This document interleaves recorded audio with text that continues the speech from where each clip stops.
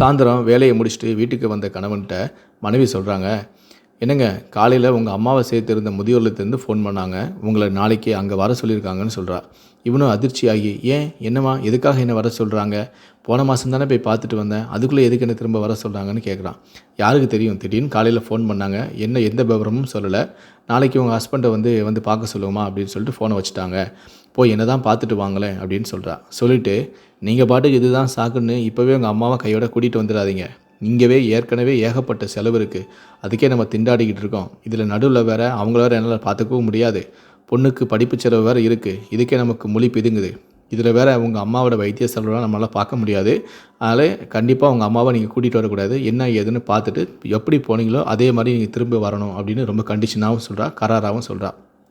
உடனே கணவனும் சரி சரி விடு விடு நான் பார்த்துக்கிறேன் அப்படின்னு சொல்லிட்டு மனதளவில் அம்மாவை பற்றிய இனம் புரியாத பயமும் அதே நேரம் மனைவி மீது கோபமாக அவனுக்கு வந்தது.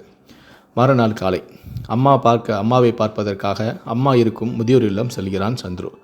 அங்கிருந்த மேடத்திடம் விவரம் கேட்க, என்ன மேடம் நேற்று ஏதோ ஃபோன் பண்ணிங்களா, என்னை பார்க்க சொன்னீங்களாமே, என்ன விஷயம், அதான் வந்திருக்கேன் அப்படின்னு சொல்லி மேடத்திட்ட சந்துரு கேட்குறான்.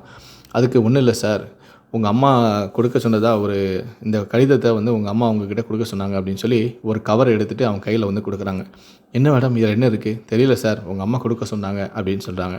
அம்மா எங்கே தெரியாது, நீங்கள் இந்த கவரில் என் மகனை கூப்பிட்டு இந்த கவரை மட்டும் அவங்கள்ட்ட கொடுங்க அப்படின்னு சொன்னாங்க அப்படின்னு சொல்கிறாங்க. என்னது அம்மா இல்லையா, எங்கே போனாங்க, தெரியாது சார், கவரை பிடிச்சு பாருங்கள் அப்படின்னு இந்த மேடம் சொல்கிறாங்க.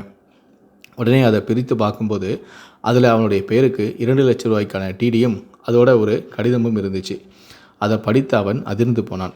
அந்த கடிதத்தில் அவங்க அம்மா என்ன எழுதியிருந்தாங்கன்னா, அன்பு மகனே, உன் தந்தை இறந்தபோது உன்னை நான் சுமையாக அப்போது நான் நினைக்கவில்லை, இப்போதும் உனக்கு நான் சுமையாக இருக்கவும் விரும்பவில்லை, உன் மனைவி எதிர்பார்த்தது போல என்னால் உடல் உழைப்பை தர முடியவும் இல்லை, நாங்கள் தினமும் அடிக்கடி சண்டை போடுவதை நீ பார்த்து கஷ்டப்படுவதையும் என்னால் பார்க்க முடியவில்லை, நீ ஆஃபீஸில் தான் கஷ்டப்பட்டு வேலை செய்துவிட்டு வீட்டுக்கு கொஞ்சம் நிம்மதியாக இருக்கலாம் என வரும்போது நானும் உன் மனைவியும் சண்டை போடுவதை பார்த்து நீ கஷ்டப்படுகிறாய் என்பதை என்னால் உணர முடிகிறது, நீ அந்த கடனை அடைப்பதற்காக கஷ்டப்படுவதை என்னால் தாங்கிக் கொள்ள முடியவில்லை, ஆகவே இப்போதும் எனது கிட்னியை விற்று அந்த பணத்தை உனக்கு கொடுத்திருக்கின்றேன், கடனையெல்லாம் அடைத்துவிட்டு என் பேத்தியை நன்கு படிக்கவை, அவள் நாளை உன்னையும் உன் மனைவியையும் காப்பாற்றுவா, பார்த்துக்க எல்லோத்தையும், நீங்கள் எல்லோரும் நல்லா இருங்க, நான் அந்த கடவுளுக்கிட்ட வேண்டிக்கிறேன், நான் போகிறேன், அன்பு அம்மா என அதில் எழுதியிருந்தது.